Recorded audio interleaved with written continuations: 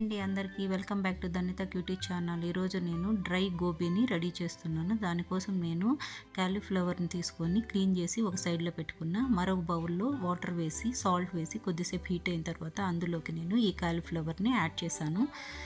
ఇలా యాడ్ చేసి ఒక 5 మినిట్స్ బాయిల్ చేసుకున్న. ఇలా బాయిల్ అయిపోయిన తర్వాత ఈ క్యాలీఫ్లవర్ని తీసుకెళ్ళి ఫిల్టర్ చేసేసుకున్నానండి.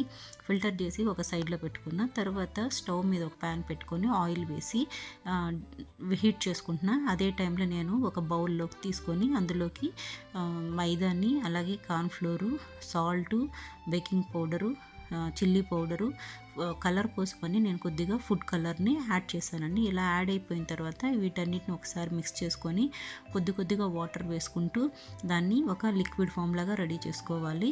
ఇలా రెడీ అయిపోయిన తర్వాత గోబీని క్యాలీఫ్లవర్ని తీసుకెళ్ళి దాంట్లో వేసుకొని మనము డీప్ ఫ్రై కోసం ఆయిల్లో వేయాలి.